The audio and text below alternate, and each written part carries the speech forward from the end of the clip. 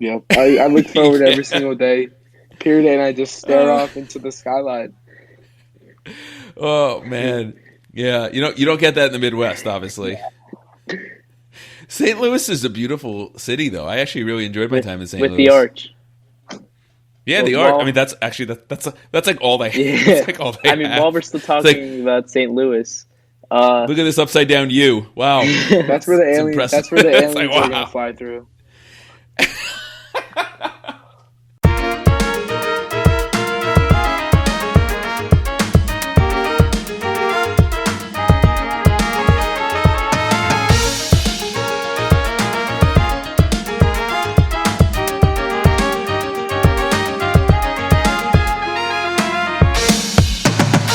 Right.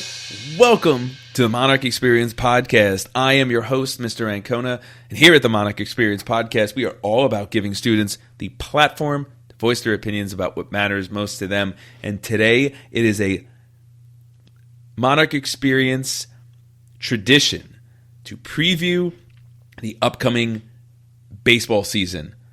Every year for the last 4 years, I have had the pleasure of getting to host this and get to have different students come on, and we make our predictions for the upcoming baseball season for MLB. And the part of, selfishly, the joy of doing this is that I get to reconnect with two incredible students that have been on this podcast for 3 and 4 years running, doing this very episode. And what a tradition this is. And we've got a new, fresh face as well that is going to let it rip and talk to us about all of our predictions for this upcoming baseball season. If you're a baseball fan, you are going to love this episode. Make sure you're following us on social media at Snapchat at the Monarch Experience Podcast. Make sure you're following us on Twitter at the Monarch XP, and you can follow us on TikTok to see all our shenanigans there at Monarch XP. All right, without further ado, no need to get to know one another. We know each other quite well. Let's get right into it. We got Mason, Xander, and Jeremy for the 4th year running in a row. We're talking baseball. We're talking MLB 2023 season with lots of changes, lots of excitement, especially for our Mets and Yankees fans.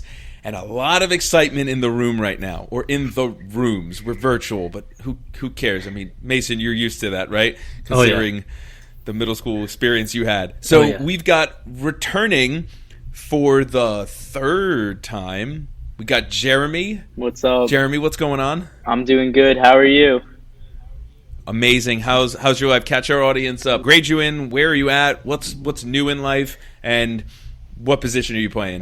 So I'm at Marlboro High School. I'm a sophomore. I'm baseball season starting up. I'm a bandit, JV bandit, and I'm doing good.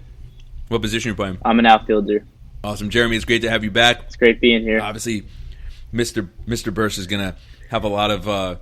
He's gonna be really looking forward to hearing your insight.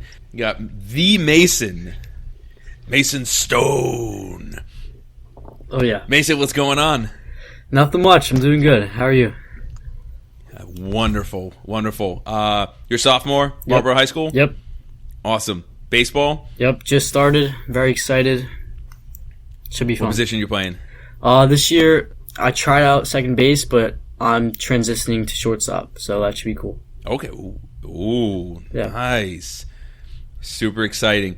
For any of our listeners that have me as a teacher, they are going to see the name Mason Alexander quite a bit as we're embarking in the research paper process. So Mason is like the exemplar, the model of efficiency when it comes to all things writing. The poster child. I hope you're poster child. Yes, he is the poster child for efficiency. And that's what baseball is all about, right? Efficiency. And Mason, this is so you're 4 years running, and you've been doing this podcast, this episode, every year since you were in 7th grade. Yeah, all the way back with Spencer Friedman. Yeah. Mason, you've been doing this for 4 years, so you and Jeremy are a huge part of this, and I'm just honored that you you guys still want to do this. We still want to talk baseball, and this is a really cool tradition that we've got going here. We got a nice streak. And speaking of traditions, every tradition needs a legacy, and we've got Xander, current Memorial student, brother of Jeremy. Xander, what's going on? Nothing. How are you?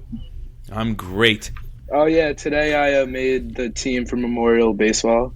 Congratulations, very nice. What position are you playing? I play first base. Nice. It'll be a man. fun season. Very excited. Very excited. I got to make sure I make it to a game then, so I can heckle you. Okay. All right. This way I could let it out. Let it rip. Super pumped that you guys are here. We got a lot to talk about with baseball. For anyone who this is their first time listening to our previewing of the upcoming baseball season, most important thing for you to know is we make picks, and they're always all wrong. Pretty much. So if you're a betting person, you shouldn't be because you're in 8th grade and it's not legal. But if you're a friendly betting person, you might want to think about, okay, this is what these guys are saying. I'm going the opposite way because we have a history of being wrong, and there's no better place for us to start than our World Series picks from last year, which couldn't be more off base. And Xander, you weren't with us last year, but you can laugh along with the absurdity of this. Yeah, these picks look terrible. You're the new guy here. We're gonna have you just rip into these picks and how terrible they were. Yeah, I mean, go for it. I mean, looking back on it, I think Mets Yankees. I think in the beginning of the season sounded a little bit ridiculous. Towards the middle of the season, it sounded a little bit more likely, and then towards the end of the season, it just looked completely ridiculously crazy to say. And then Dodgers Blue Jays, same exact thing. In the beginning of the season, it looked super unlikely. The Blue Jays kind of fell apart. Vladimir Guerrero Jr. played terrible last season, but I think both the teams could pick it up this year, and maybe they could make a run towards the World Series this season. It's so funny, like the picks on paper, Blue Jays, Dodgers, seem so obvious. Yeah. I just don't know how we didn't have the Astros. Looking back, we knew that they were going to win the AL West, but we just didn't have them going to the World Series. We just didn't connect that. I can tell you why. And Mason, you maybe agree with me. I didn't want it to happen. I didn't want to speak it into the truth. Pretty much. The whole reason I chose the Yankees because I was like, all right, I'm gonna have faith this season. Like, let's go Yankees. Like, I believe they can do it, and that's something that I'm gonna try not to do this year because I'm trying not to get my hopes up too much. And maybe the opposite then happens. Yeah, there you go. We're gonna play a little mind games right here. Xander, who do you think had the worst pick? Dodgers Blue Jays. Looking back, I think Dodgers Blue Jays is the worst pick. To be fair, the Mets and the Yankees were both playoff teams last year, so I think it's a little bit more realistic because they were both playoff teams. Right. And Blue Jays did not make the playoffs, so that's fair. I think there's no bigger thing for us to start talking about then. You know, every year it's like baseball's constantly trying to change the rules because Manfred doesn't like baseball. I think the biggest thing to talk about is World Baseball Classic. Any of you guys watch? What were your thoughts? So I was watching. I was definitely watching more towards the end with the quarter, semi, and championship games, and I thought it was amazing. The viewership was crazy. I think the championship is like the most viewed game, like baseball game ever. It's pure entertainment, and I enjoyed every moment of it. Besides when that little incident that happened when Puerto Rico won, but everything else was amazing. Yeah, I would have to completely agree. I really enjoyed watching it. It's just, I know like there's a worry of injury and all that, but honestly, I feel like it's worth it because they put on a show and it's really entertaining. That's what it's meant to be. It's entertaining. Yeah, that's a great point. I also agree because it was amazing just to see everyone play for their respected country, and it was also great to see some lesser named guys also step up and play some great baseball against some really famous people, great athletes. Just like you were saying, you saw the Czech Republic strike out Shohei Ohtani. You saw some crazy moments like that, and I find it interesting.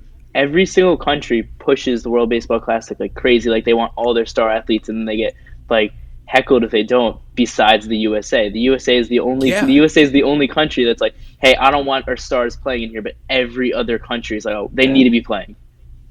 Well, it kind of makes sense when you think about like what Nimmo said, where he's like, Steve Cohen paid me a ton of money. My obligation is toward him. He's my employer. I can't go and do something that's going to jeopardize that.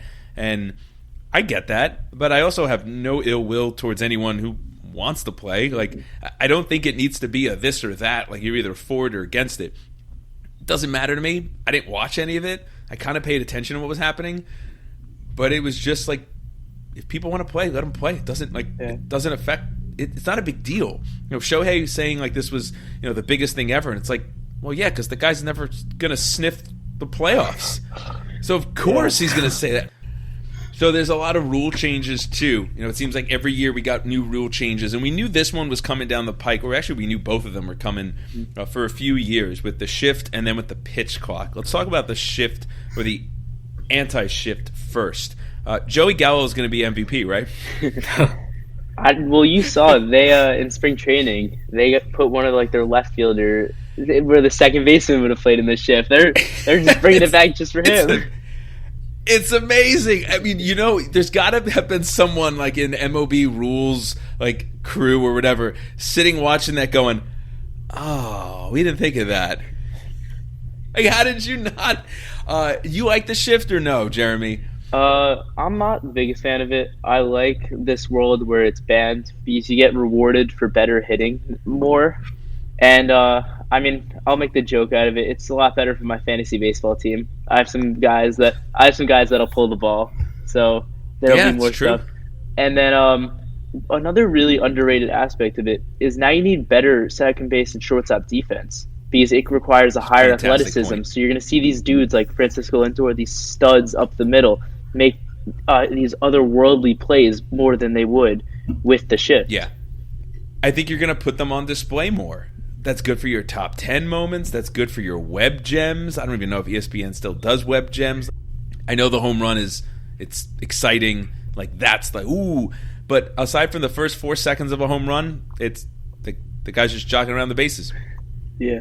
So I love home runs. Don't get me wrong, but I think seeing guys diving at balls and it squeaking, right underneath the glove, and seeing the guy round second, is he going for third? Like, there's a lot of excitement there. Mason, what are your thoughts on the no shift? You were a fan or no? So when I first heard of this rule change once again, I wanted to see why this was an issue in the first place. And so what I found was that they wanted to deal with the number of singles per game being an all-time low the past 3 seasons. And even with more balls being when they're put into play and then becoming hits, I feel like the shift or the lack of shift takes away from the classic strategy of the game, and it almost eliminates the strategic preparation of game planning for certain players who are prone to pulling the ball, even going opposite field for a majority of their bats. And I feel like it just takes away from that strategy, which makes the game what it is today. Which, I think is a little hard to watch at times because it really is everyone's almost a 3-outcome guy. Walk, strikeout, home run. Yeah. And they're kind of not. They're exciting, but they're kind of the outcome is it's right there. It's just boom, home run, strikeout. It's over. You walk back or walk. I think it's going to be a lot more for everyone. Home runs are still going to be there. You're still going to have your high strikeouts, but now you're going to also have a lot more excitement on the bases. Xander, where do you stand on this? You a fan of the no shift? I'm a fan of it, I guess, but I think banning the shift makes the game a lot more intense and brings a lot more action to the game than it had in the past. And I feel like it makes the batters it's going to give them more singles, and I think it's also going to increase the fielder stats as well, making them make these huge, amazing athletic plays that you haven't really seen in the past couple of years. Love it. I think there's certain guys too, and Mason, I wonder if you agree with this. I wonder if this becomes the resurgence of Glaber now that he doesn't have to try to overcompensate and be a power hitter. Anyway, Jeremy, you're laughing.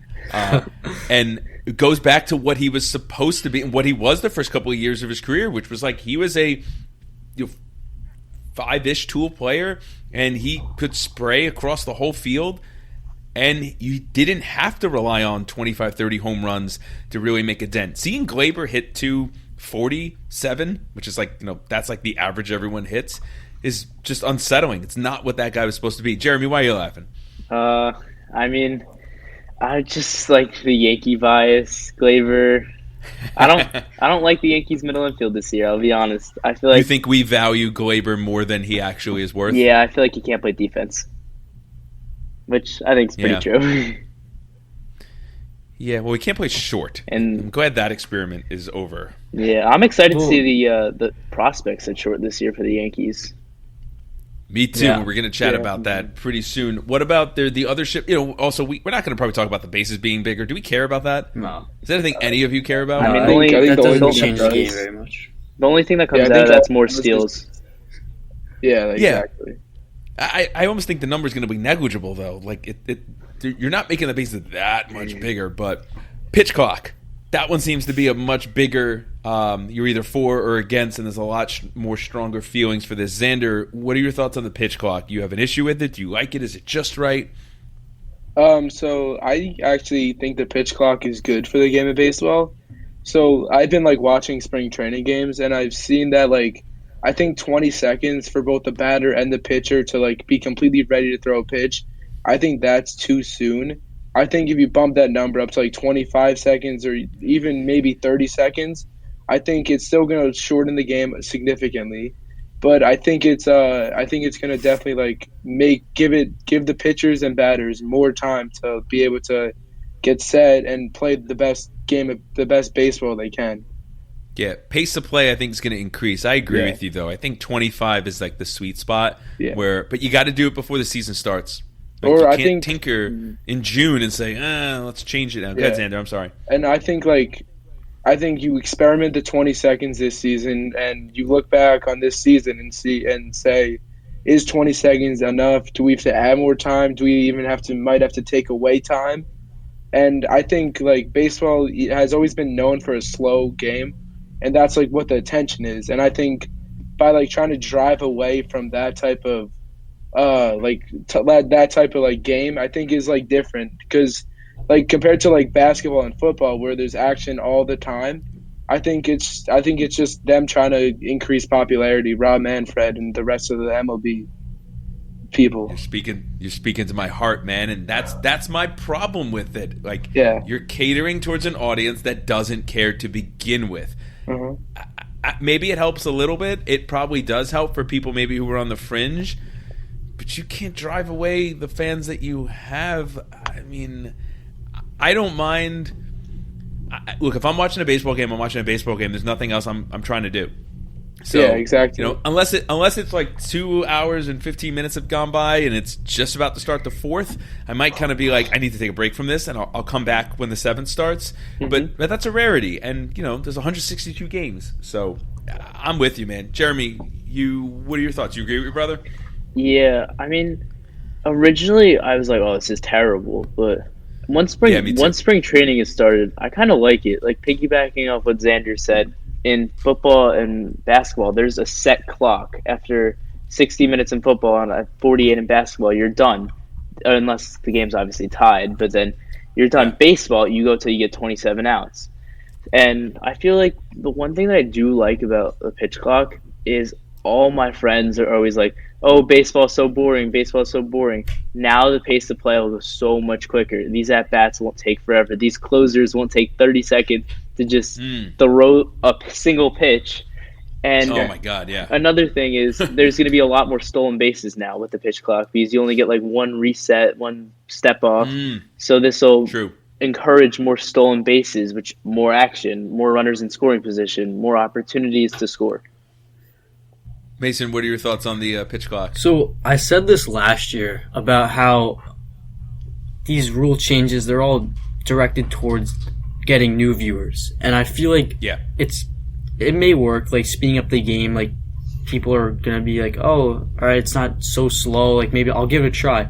But honestly, I'm more worried that people that have loved baseball all their life are now going to get annoyed at these rules, which is kind of how I'm feeling with this pitch clock.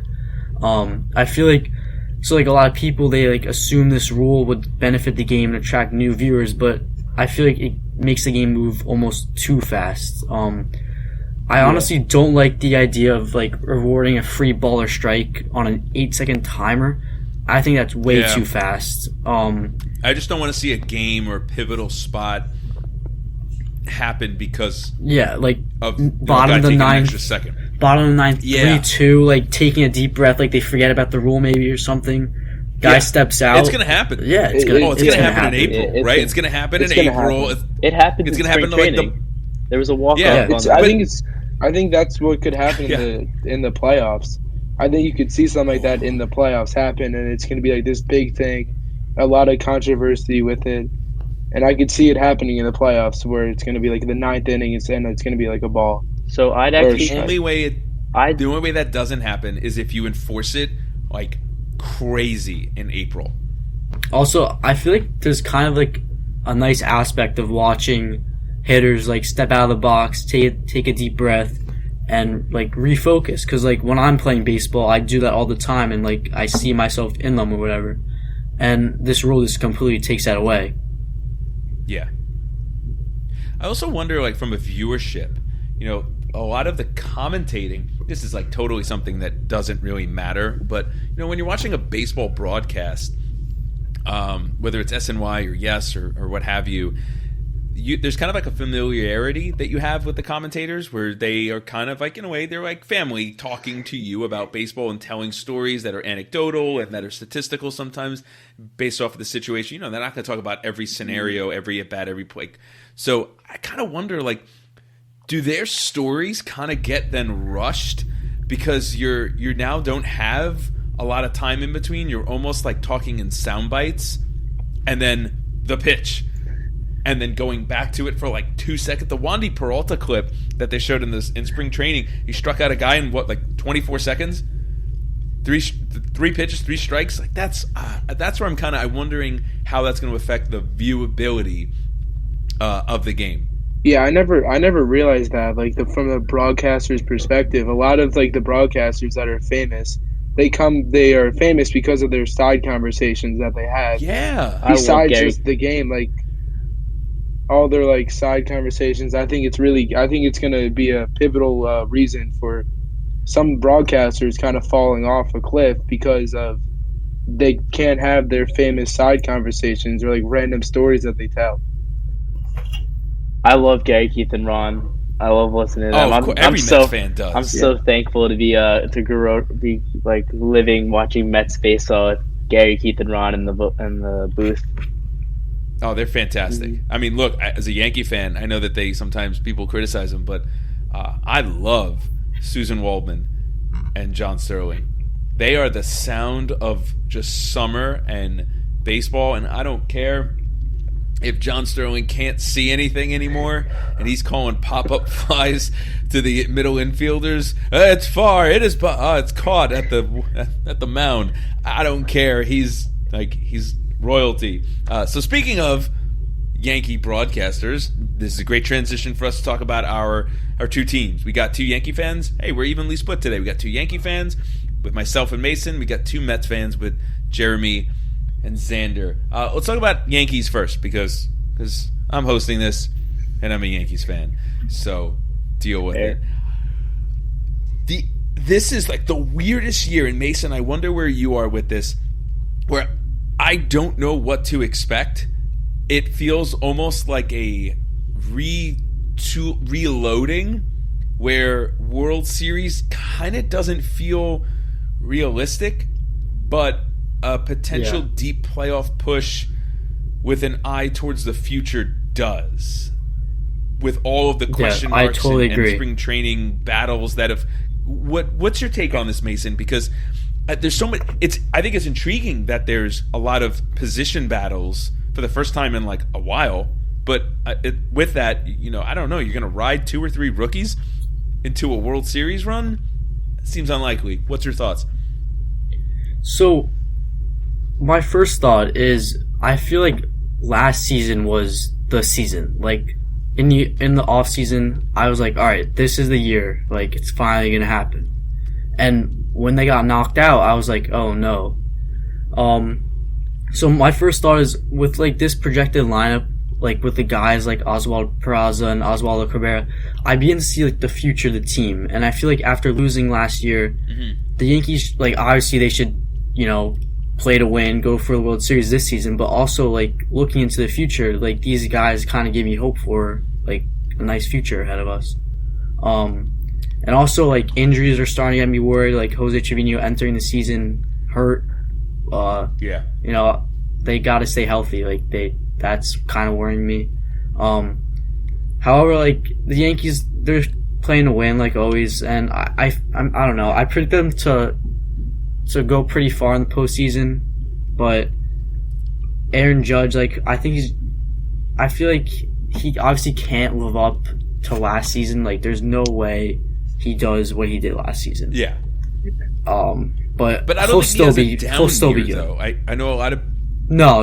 Yeah, I think like the fantasy projections kind of are right on target. Like I think he's going to hit 290, 45 home runs is nothing to sneeze at, and 120 RBIs. Like that's an MVP caliber year. So I'm not worried about Judge. Yeah. It's just going to be. No. Does he get help around him? Does Stanton stay healthy? Does Stanton have a rebound year? Can there be a resurgence with Glaber? And then all of the questions about, is it Volpe? Is it Peraza? Is it a combination? Is it Cabrera playing left? Like, are we going to see Dominguez come up at some point and contribute? There's just a lot of reliance on potential and rookies that I just don't know if they are right now, if you could definitively say, are they better than the Astros? Yeah, I'm going to talk about this more later, but I really like Volpe. I feel like they need to give him a shot because they can't just rely on these guys. I do too. I think everything. Season. Yeah, you can't have IKF, you can't have Donaldson, you can't have Hicks. That's a third that is just abysmal defensively. And I mean, I can't take Hicks. Just looks like he forgot how to play baseball. He always does. He's so bad. Yeah, he's so bad. And there's nothing exciting about what Hicks brings to the table, too. I used to love him. Maybe 2 or 3 seasons ago, I used to love him. Did you really? Yeah, I don't know why. What is there to love about him? I don't. His swing is just so nice, switch hitter. But like, other than that, it is a sweet swing. I don't know. So I think personally, I was looking at the Yankees roster, and I'm like, let the kids play. I think looking at their roster, I don't think they can. I mean, there's a chance that they win the World Series, or even like make a deep playoff push. I think looking for the future, I think you let the kids play. I think you let Oswald Peraza and Cabrera and Volpe and like all the young guys, Dominguez, let all of them play this season and see how they do. See if they're good enough for the future and see if they can be the future of the New York Yankees. Yeah, dude, and I think you have to let them play because your team construction does not have a window that is closing where you're like, we have to go all in, we have to make huge moves because our window is now. I think the window is open for a while, and you need to know if these guys are going to be key contributors or not. Jeremy, go ahead. I just worry if this is like a New York market, if this could be too much pressure on these young guys. Volpe is a Delby guy. He went to Del Barton in New Jersey. I wonder if he's ready for these bright lights. If Cabrera, Peraza, they're all ready to play in a New York market. Cabrera seemed like he had it last year, and I think that's why he became such a fan favorite. Is he just seems so natural playing every position possible, and the guy excelled. But yeah, I mean, you don't know with Volpe. How many prospects have there been that were can't miss, and then the guy just can't hang. Mm-hmm. So that's Volpe has. I mean, I think the concern with him obviously is AAA at bats, but who knows? Who knows? And just to I'm add, excited to see. Yeah. And just to add real fast, I think the Yankees are still going to have the veterans like Judge, Stanton, Rizzo. They all just recently signed contracts. I think I think you let the kids play. I think they're still going to be on the team, none or less, at the end of this season. I think this season's more of an experiment year for the Yankees. Which is an interesting position to be in, an experiment year where your ceiling is a legitimately deep playoff push. Yeah. And your floor is one and done in the playoffs? Like, maybe been missing. Realistically, is that the floor? Yeah, I agree. Yeah, I would say so. But it's exciting. I don't see them Go not ahead. going anywhere. I see them like wild card at worst, honestly. I mean, but to be fair, the AL East is amazing. I mean, looking at the AL East, I think every single team in the AL East, maybe besides the Red Sox, could make a push for the playoffs. Even the Orioles, who have been terrible, they're young.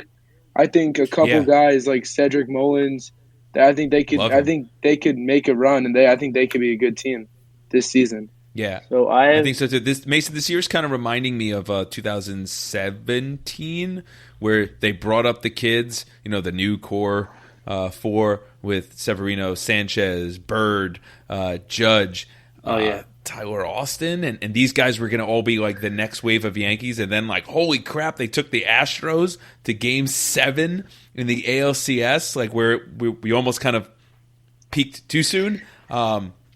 This kind of has that kind of excitement behind it of like, all right, we got some new faces, fresh faces, and we got the superstars. And I'm excited for Rodon, as long as the strain doesn't turn into Tommy John. Jeremy. So I have two concerns about the Yankees, and Xander said one of them. That division's loaded. There are some studs in that division. And then my other real concern is that team really isn't good defensively. I mean, they have Bader, who's really good. Judge and Jose Trevino, who's a great framer. But otherwise, that middle infield's not strong defensively. Donaldson, I mean, he's 38. He's not moving too well. Left field, I mean, are you going to throw Stanton in there? I know he's going to DH most of the time, but if you throw Stanton in there, he's not making the plays. And it's just... He'll just get hurt. It's just a very weak defensive team, in my opinion. Yeah. I mean, you got Rizzo at first. He's solid. He's solid. Donaldson's pretty bad. I don't know who is the most. I'll walk away from this at bat and go get, a snack. If it's Hicks or if it's Donaldson. But it's like those two guys come up and like I could not care any less what those two guys are gonna do because I don't need to see it. What you said earlier about strikeout, walk, or home run, my mind immediately went to Stanton and Rizzo. Like, that's where my mind went. Yeah. Yep.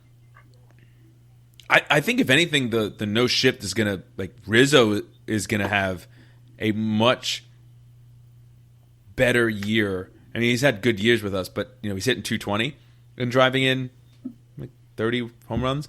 I could see him still having around 28 home runs, something like that. But I could see the average going up and being much more of a contact hitter, which I think that's just better for baseball. I just like that kind of baseball so much more than going, that guy's a superstar. What's his average? 220. Like, no, I'm good. It's partially why I don't buy into the whole Soto thing. Jeremy, go ahead. Final thought on the Yankees. So I think the X factor of this team is contract year Luis Severino.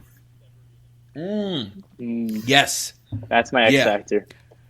Because you haven't had a healthy Severino for a while, and if he is crazy healthy, and you get 28 starts, let's say, from him, and he's got electric stuff like he can provide. Yeah, he could be a stud. Holy cow. That's an awesome third starter to have. Because he's an ace. Oh. And he could get a large paycheck if he performs. And same for Nasty Nestor. I hope he puts up the same stats they did last year.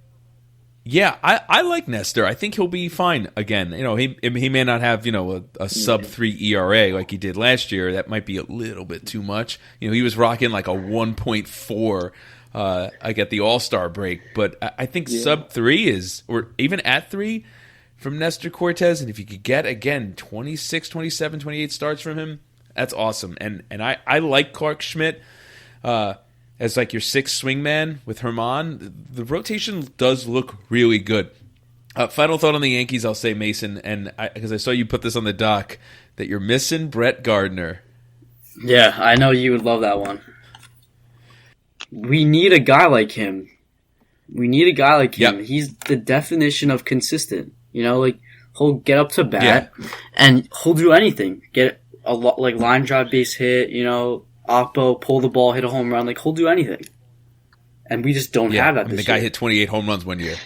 Yeah, we don't have that. The grit, the long at bats. I mean, Brett Gardner, you were good for like a good 12 pitch at bat. That would just I miss Brett Gardner. He was a good player. I miss him. Let's talk about the Mets. Yeah, Steve Cohen is dedicated to the Mets. He totally is. He wants to see a World Series hoisted in Citi Field. How big of a deal do you think the Correa stuff is going to be? For the Mets, the fact that if you had Correa and then you felt like he was the piece, and then whoops, we don't have him, Jeremy. So for the Mets, I feel like this will be kind of one of those things that you'll look back on. He'll hit, like, every single time he'll hit a home run, you'll be like, "Lol, Mets," or "Mets are gonna Met." But overall, I feel like we have Lindor, we have McNeil, we have Beatty had a great spring. So I feel like, end of the day, this really won't hurt our team. I was obviously thrilled when I woke up one morning and saw Carlos Correa as a New York Met. And then I was very upset one afternoon when I saw the Mets have opted to not sign Carlos Correa after he failed his physical. But overall, I feel like we still have the options to move on even without Correa. So I think with the Carlos Correa thing, I think with his aggravated ankle, I think it's going to be an injury concern for the rest of his career. And I think if he was on the Mets, then I feel like it would just make Met fans even more angry for him just to play every single year, play like 60, 70 games out of a 164-game season. So true. And I think similar to the Yankees situation, let some of the prospects that the Mets got, Brett Baty, Francisco Alvarez, all the young guys, let them play, let them have a spot on the roster, let them come in some moments. And I think the division around us also is super good, similar to the AL East. I think the Braves contenders, Phillies contenders, Marlins, I mean, they're not. Yeah, I mean, the Marlins and the Nationals are kind of bottom bad, of the barrel there. I like the Marlins. Braves and the Phillies in the division. I like the Marlins. Yeah, I think that they're a good team. Oh, you're going to make my friend Joel very, very happy to hear that. I like their pitching a lot. I think Trey Turner going to the Phillies is just going to be even more of a nightmare for the Mets to face him with Bryce Harper and all the guys in Philly. And I think Sean Murphy, going to the Braves is just going to be a nightmare as well for the Mets pitching to face. How big of a deal do you think the Diaz blow is? Obviously, it's devastating. It's terrible, and it almost feels like surreal in a way. That the guy was traded and sucked. That first year, or even was it the second year too? Is this his third year? I think last year was the third year. He was terrible the first year and a half. So the first year and a half, he was terrible. And man, and then all of a sudden this guy becomes the face and the energy of the team. Yeah. And for this to happen is it just sucks the life out of you. Oh man, it's terrible. It opens up so many bullpen question marks that the Mets have dealt with for so many years that Mets fans, when we signed Edwin Diaz, were like, "Oh, we finally don't need to worry about our closer spot." And now back to it. And I don't know who's going to be your closer. I mean, we signed David Robertson. We have Adam Ottavino. They both have closing experience, but they're both 37 years old. Our only lefty in the bullpen is Brooks Raley, and he got hurt during the World Baseball Classic. I actually just searched it up. He's supposed to be good for opening day, but knowing the Mets, he'll probably be out till April. So he's out May. for the next 4 years. Yeah. But it's so many question marks, which your top two aces, who are aces, 39 and 40, have been but they've been counted out as, hey, they're going to hit the decline. They're going to hit the decline for the last 4 years, and they haven't. So Scherzer kind of sucked in the playoffs when it mattered the most, but it's worrisome to have your two aces go, we're gonna try to get 28 to 30 starts from both of you, or from each of you, sorry. And you're gonna be basically we're riding our World Series dreams on your arms. I wouldn't be surprised if during trade deadline, even in the coming up to the trade deadline, if Steve Cohen goes for a bullpen guy, for a closer, just like how the Phillies did last year. Comparing them, because I think the bullpen now is big question mark. I think it's going to be ultimately it's going to be a liability for the Mets. And I think getting rid of DeGrom sucks, but Justin Verlander will be able to fill that gap and that weakness in perfectly. Yeah, I think it's like you can't.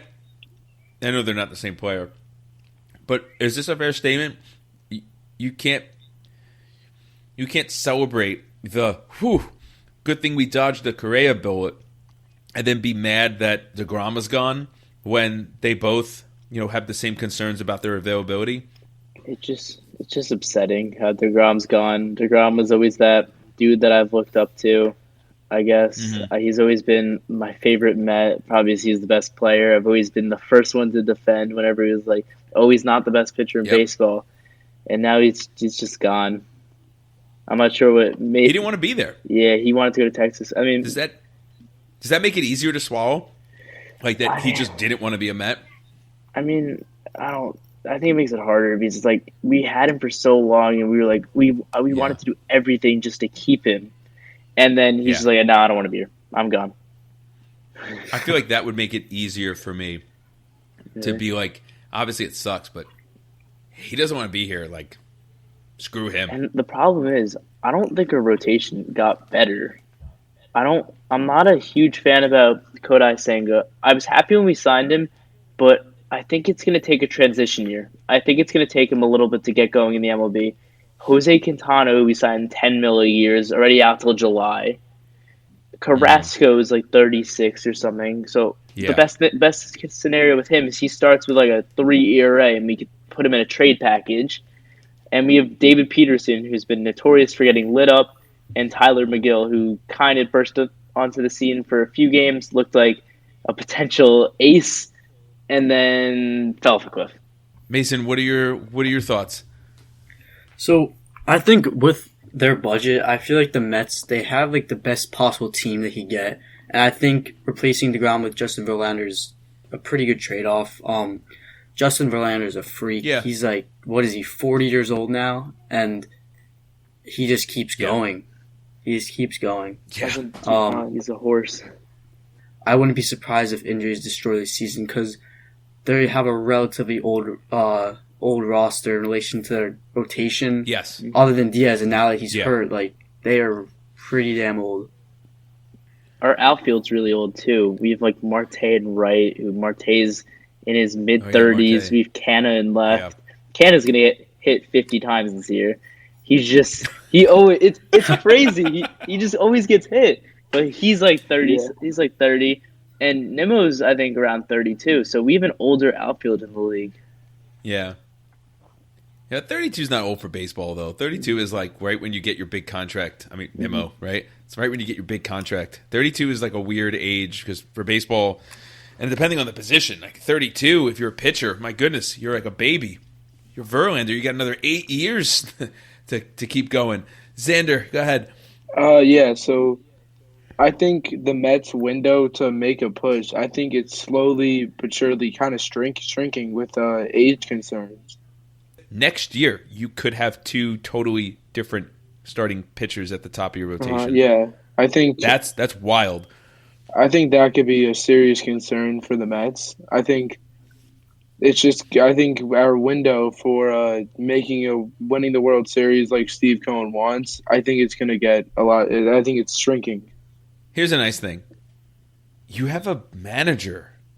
You guys haven't had a manager and a competent owner in so long. So if there's anybody who can make it work with an older constructed roster, it's going to be Buck. Mm-hmm. I love Buck. You have to still have faith. Let's start making our division picks, our tradition that really solidifies how much we think we know about what is going to happen over a 162-game season. And listen, seriously, as an aside, I was made aware of why. I should back up and say I noticed that I get some downloads on like our Super Bowl preview episode after the Super Bowl happened. And I've even gotten downloads on like recently on the Super Bowl from the Bucks and Chiefs from 3 years ago. And I'm like, who's listening to a preview episode of something that happened 3 months ago or 3 years ago? And someone told me that they're going to keep receipts. People are going to listen to see, were those bozos right? So I totally now understand why people download the previous seasons where we're previewing the baseball season around October, because they're looking to say, is Jeremy and Mason and Xander, do they know what they were talking about? And the answer is sometimes. I mean, we normally do better on the division picks than the award picks. The award picks are sometimes rough. Yes. NL East, stacked division like we were just talking about. My pick is the Braves. We all going Braves? Yeah, or Braves. We're going to have any Mets creeping in? Nah. Any homerism? I'm trying to go with that reverse psychology. The reverse psychology you were talking about. It's going to work. If I say the Braves, but just overall, I think the Braves are a great team. Obviously, Ronald Acuna and Michael Harris make one of the best outfield tandems in the league. I even think with the departure of Dansby Swanson, this Braves team is one of the best infields in the league with Matt Olson and Austin Riley on the corners. I know Vaughn Grissom didn't make the opening day roster, but that's a dude that look out for when he comes up. And that pitching is great. And even we saw Mike Soroka. He's back for the first time since 2020. He could have been a stud, and then he tore his Achilles. He might be their 5. They have Strider, who could win a Cy Young. We can get into that. Strider. But they have a great team. And that bullpen's amazing. Yeah, I agree. Xander? Yeah, I think the Braves, they have like multiple favorites for MVP and Cy Young just on their team alone. I think Max Fried could make a run for Cy Young. Acuna can make a run for MVP. Michael Harris can make a run for potentially MVP. So Hoskins being out is going to obviously put a big blow on the Phillies' chances too. Yeah. They had a nice little magical run though. I still think they're a good team. And Trey Turner's a dog. He's coming in there. He's going to make that team better. But no Harper. Harper's out for what, half the year? Yeah, July? Yeah. Mason, you going Braves? Yeah, I'm going Braves. I just have one other thing to add. Obviously, like Jeremy said, very young lineup, dangerous rotation. But I also like the 2 second-year players I have, Michael Harris and Spencer Strider. Like they were incredible in their rookie year, and I feel like they're going to be just as good and probably a lot better. I know like some people like say like the Braves like lack experience, but I feel like all the talent they have, it just outweighs that con. You know, Spencer Strider is like, what a guy. That's all I have to say about him. Their pitching. Hard to say that they're lacking experience when they won a World Series 2 years ago, though. Is that the sentiment on them? Yeah, I was looking online. I was like, preseason preview for the Braves, and I read it, lack of experience. I was like, Huh. Yeah. I mean, but to be fair, it is a new team, a newer team, new additions. Some young guys. They're pretty young. You don't have Freddie Freeman anymore. Yeah. No Dansby Swanson. No, yeah, all right, okay.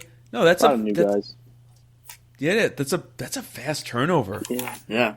Wow. And they're still, and to have they could still be the next dynasty. And they get still bad at all. That GM is wild. That GM has everyone locked up. We got the NL Central. Yeah, I have Cardinals going to winning the division. I mean, their team, looking at that boring division, I really don't care about them. But I think the Cardinals, they just got Wilson Contreras. Xander, tell us how you really feel about the Midwest. They're super mid. Us East Coast, New York, New Jersey people are like, Midwest, boring. Yeah. Yeah, but I think Wilson Contreras is a big addition for the Cardinals. I think, but however, the departure of Albert Pujols, Molina, Wainwright, I think that's gonna be a big hit for them. But they still got Goldie. Yeah. Jordan Walker, I think, is gonna be a dog for them, and I think Contreras is gonna be great for them as well. So I think they'll win. It's just gonna be weird not seeing Wainwright, Yachty, and Pujols. Yeah. Like all in the same year, not seeing them. is going to be startling, I guess. Wayno's But still yeah, there. I'm picking the. Wayno's still there. He's just hurt. He's starting the year. Oh, he is? He got hurt in the World Baseball Classic, another injury. Oh, So he's I didn't even. Okay, he's not making the. Why did I think he retired? Yeah, I thought he was retired. He was supposed to retire because he had the whole walk off with Yachty and Pujols. Yeah, and then he just randomly one day, hey, I'm playing another year. Everyone's like, "Oh, well, we kind of gave you this big send off. This is awkward." Yeah. Mason, who are you picking for the division? I have the Cardinals. The only thing I really like to say is this division is pretty damn weak, and I feel like Cardinals easily have the most talented roster in the division. So I think they're going to come out on top. Yeah, I picked the Cardinals mainly because I feel like the Brewers, for as much talent as they have, might be a fire sale at the trade deadline if they start to skid, because you have a lot of guys on contract years. You can see Burns, Woodrow, the Mets, and Adams deal. I would love Woodrow, and we'll take Corbin Burns. That's a fair deal. Fine, you take Burns, we take Woodruff. We all are happy. Yep. Yeah, I kind of see it more about the Brewers totally just circling the drain there. Let's move to the NL West. This may make Xander, who hates the Midwest, a little happier now. Xander, what do you have against the Midwest? You don't like flatlands? It's just boring. There's not much have you ever terrain to look at. Not much mountains. the mid. So you just like to be able to look at mountains. I mean, I guess he likes the ocean. Okay, all right. Yeah, but he likes the ocean and the mountains. Some really nice what mountains. What mountains are you looking at here? Well, no, I just like opening my window at night and just looking at the sky, just the skyline, and just seeing all those mountains. And what mountains are you looking at here?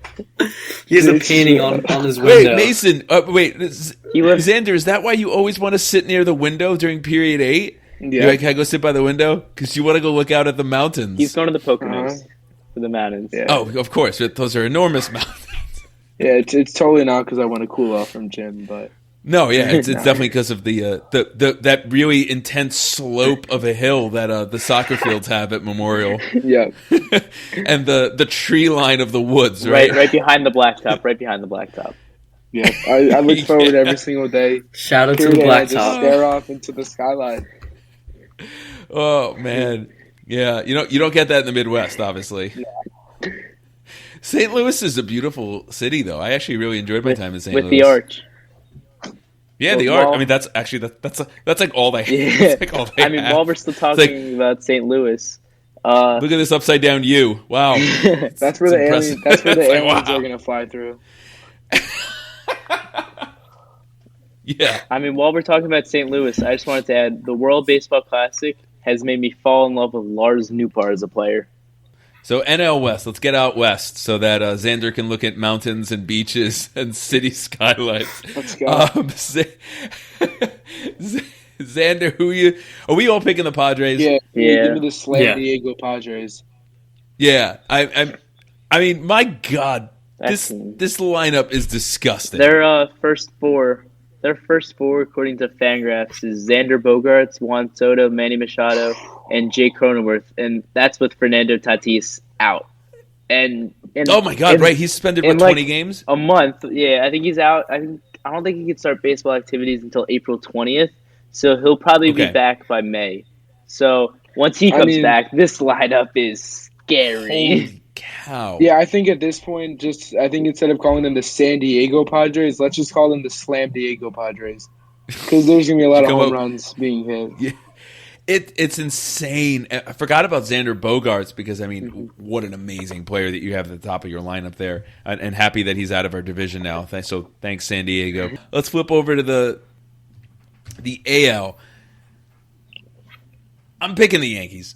Yeah, same. I know the Blue Jays, I got the Yankees are probably going to bounce back. I think last year was definitely a down year. They were a lot of people's picks, myself included, to win the division. I even had them going to the World Series. I don't know if I picked them to win the World Series or not. I think so. But I'm going Yankees. I think I'm going to be optimistic. and I think the division is good, but there's teams that are on the up and coming that are going to be a thorn in their side.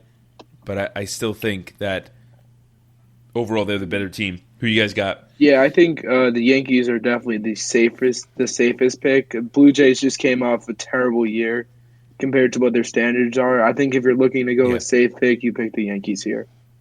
Yeah, I think it's well said. Safe pick. Yeah, I agree as well. I think it really just comes down to staying healthy.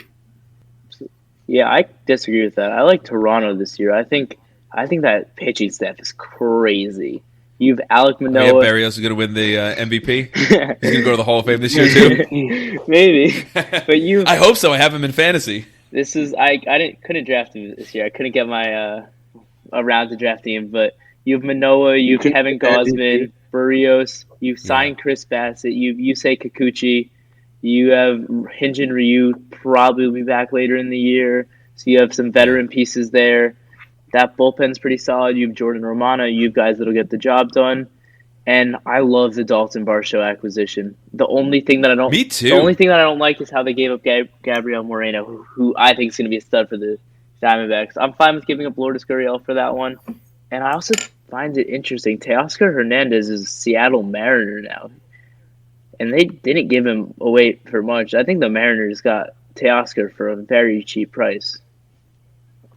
I think also to add to the Blue Jays thing, I think Alejandro Kirk is going to have a great year as well. He's so cute. Yeah. He's so tiny. I want to pick him up and just put him in my pocket. He reminds me of Williams Astudillo. A La Tortilla. Yeah. But yeah. Every time that guy comes up to bat, I'm like yelling for my wife. I'm like, Lauren, you got to see this guy. I mean, we're totally body shaming him. But he is just so tiny. Like, he's so tiny. He looks like you could put him right in the Sandlot and he would fit right in with a bunch of 10-year-olds. How tall is he? Right? Is he short? Well, he's pretty short. Oh, my God. Yeah, dude. Oh, yeah, he's 5'8". He can hit. You need to see him. Like, he can hit. He's he a can good hitter. hit. Yeah, he's a good 5'8". Yeah, but it's not just 5'8". He just has such an unfortunate body type. Like, he's like. I mean, just look at him. Oh my God. He's 5'8", but he's got like the muscularity of like a pudgy fourth grader. He reminds me like a bulldog. But he's good. Bulldog. Yeah, so funny. But he's good. He's good. His strike zone is like 4 inches. And he's a power hitter. That's the crazy part. I know, that's the craziest His thing. OBP. Like, his OBP is crazy. He gets on base and he. Where's and the he power coming from? He's got to teach me a Where's lesson. the power coming from? Hot Pockets and Pop Tarts? Like eating donuts. I'm not trying to fat shame him. I'm talking about just like he looks like he is a fourth grader, and mom's like, "Honey, I got the Hot Pockets ready." He looks like he's like in fourth grade, but just with a beard. I mean, shave the beard off. Yeah. He's. I mean, I think you could put him in third grade. I think you shave the beard, and put like a baseball hat on him, and you just be like, "Hey, yeah, all right, you do your homework, kid." He's so good though. He's so good. I laughed. The first time I saw him at bat last year, I guess was the first time I noticed him, and I laughed the entire at bat. And I think he got a double, and I'm like, "Oh damn, this kid can play." Could really, he could actually play. I think he's my favorite player. Yeah, he's my he was favorite player. He was on my fantasy team last year. And just one more thing with Alejandro Kirk. The first time I saw him, I was playing Road to the Show in MLB The Show 22, and I was like, "Who is this guy up to bat on the Blue Jays?" He looked like he had the funniest build ever, and I was like, "What is this? There's no way this guy's real." And then I went to search him up, and I was like, "How is he a catcher for the Blue Jays?" You're like, he's a downloadable character from the Sandlot too. It was like one of the CPU generated characters. But I saw it was like 2021. Who's messing with my roster? It was like 2021 when he first got called up, and I see an Instagram reel of him being compared side by side to Williams Astudillo running. And now whenever I see Alejandro Kirk, I just think of Williams Astudillo immediately. Oh man, he's my favorite player. I love him. So I think Kirk's had enough flaming. Alejandro is. Yeah, listen, Kirk, you genuinely are a hero to all fourth graders. You are giving all fourth graders out there the inspiration and motivation, right, Xander? That's really transcending. It's super transcendent to know that he could if he could make it. I mean, I'm 5'8". What's stopping me? What can I? Whew. All right, let's move on from the AL East. AL Central, who cares? AL West. Xander, you got an issue with the AL Central too? Right? Anything in the Midwest? I mean, to be honest, who cares about the AL Central? AL Central, yeah. So, Xander, who you picking? Give me the Guardians. The youngest team in baseball. They're super young, they're great. They still have Shane Bieber. They have McKenzie. I think they're just who's the skinniest dude in baseball. Yeah. They're just going to win the AL Central. We went from talking about Kirk to McKenzie. Oh, my God, I know. That look at his build. Good. I cannot electric. fathom how he, has that kind of power and electricity, but how he stays healthy. Like that blows my mind. He's awesome. He's a lot of fun. He's 175. That's insane. Yeah. That's insane. Yeah, he's 6'5". He's a tall 6'5", frame. 175. Oh my! I'm 175. I'm 5'8". Like he's got like a good 8 inches on me. That's wild. And they took the Yankees too to the brink. So they're definitely a great team. Mason, you're going Guardians too? Yeah, I got the Guardians. One of the main things is I really like the Josh Bell signing. I think that's going to help them out even more. Their bullpen's very strong, and I really like their lineup as well. Steven Kwan, Ahmed Rosario, Jose Ramirez, and I feel like they're a solid team. So yeah, I agree with the Guardians.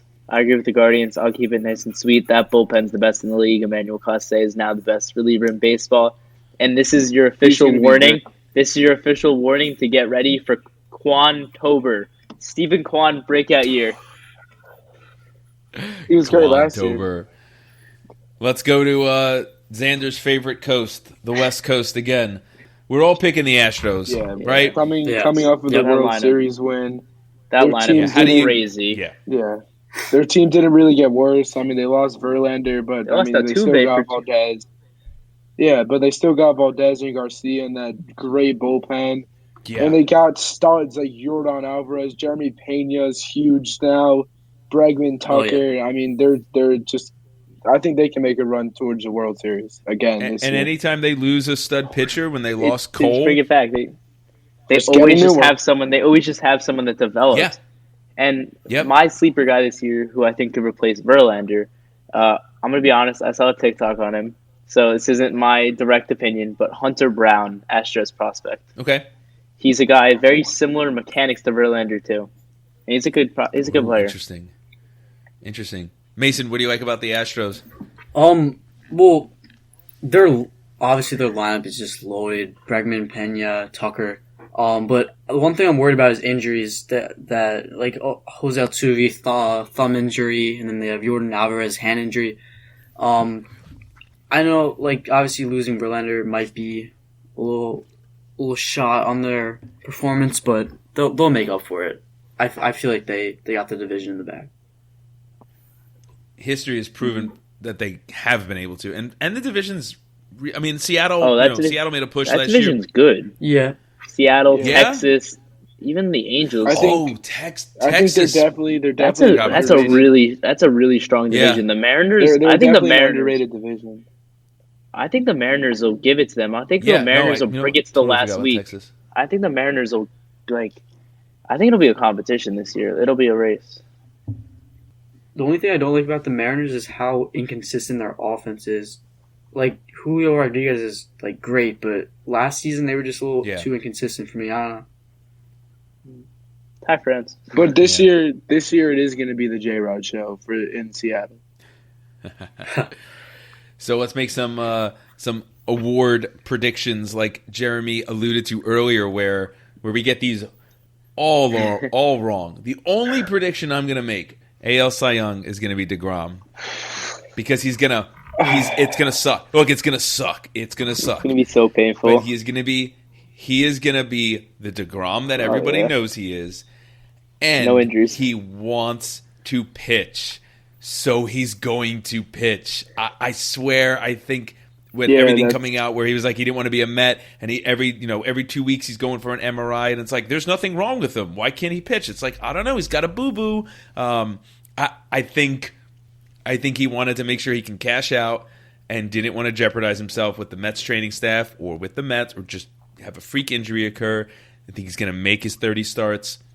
He's going to make his 32 starts. It's going to be heartbreaking, and he's going to win Cy Young. Yeah, that's gonna be a depressing one for me. It's gonna be it'll be super depressing. I mean, I want to see DeGrom do well. Still, it's gonna be so painful, but but you root for him because he's awesome. He's always gonna have it. That's my pick. He's always gonna have a special spot in my heart.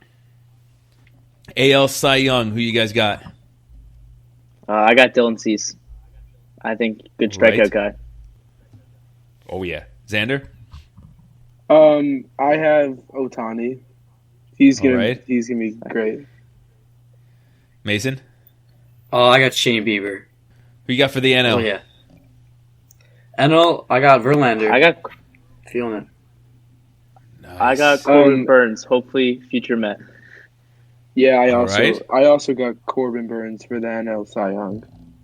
I like it. Who you guys got for AL Rookie of the Year?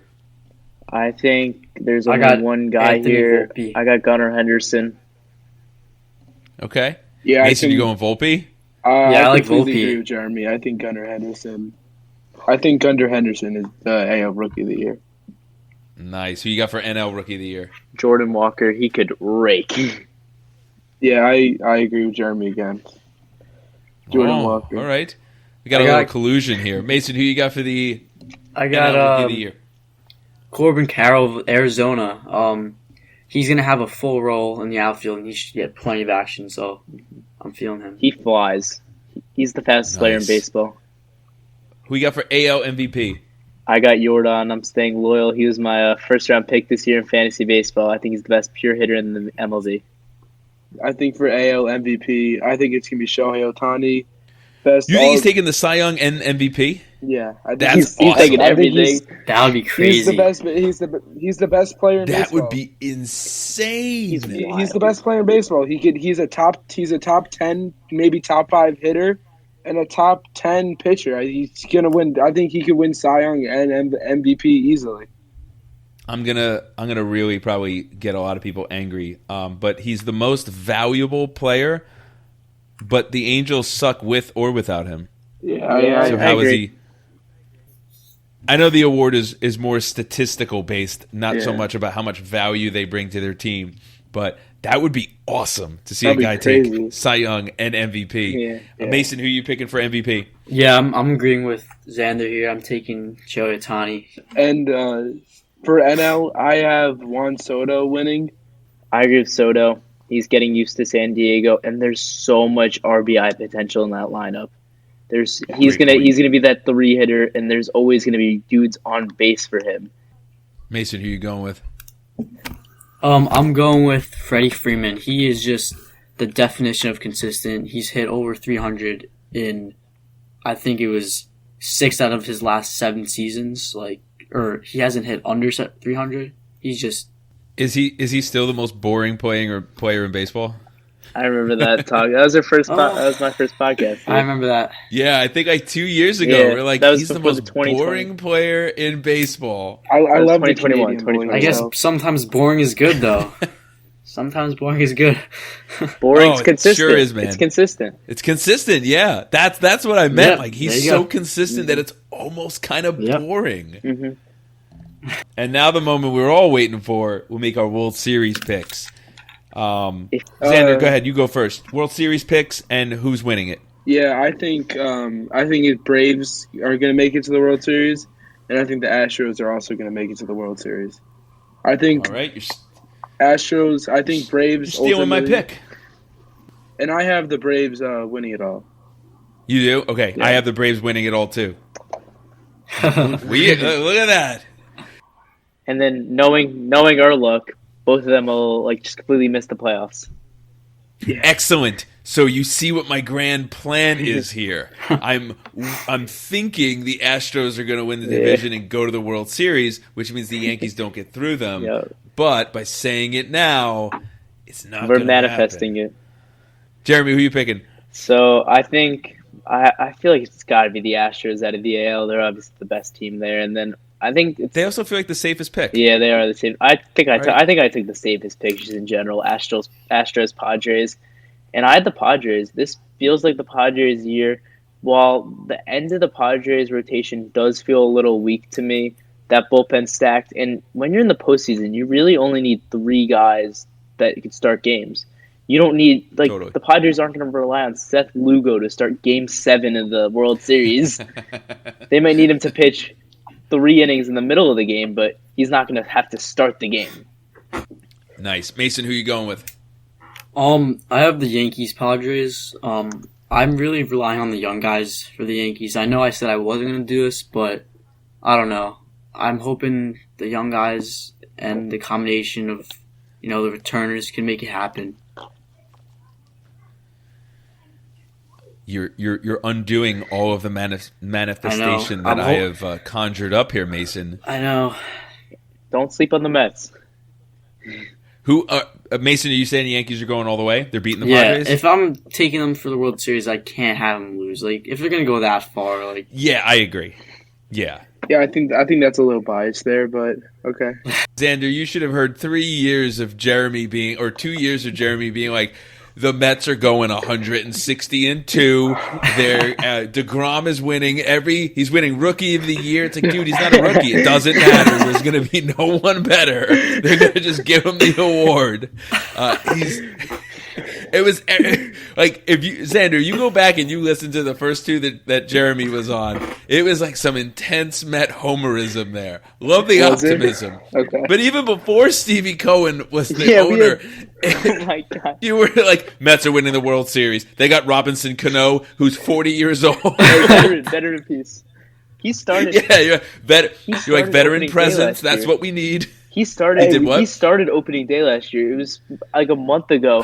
Me and my friends were doing a Sporkle at lunch, and then it was like all the opening day starters in 2022, and we just all were blanking on Mets second baseman. Yeah, there's no way you would have gotten that. No, and then I was like, it can't be him. And then I just typed Cano, and then everyone's just is silent.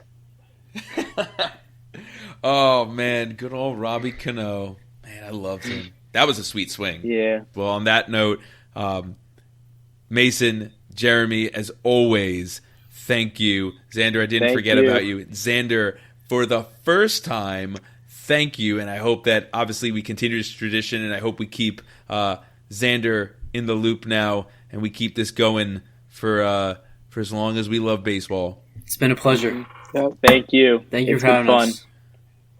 Yeah. You guys are amazing. And as always, stay safe, stay hungry. See ya.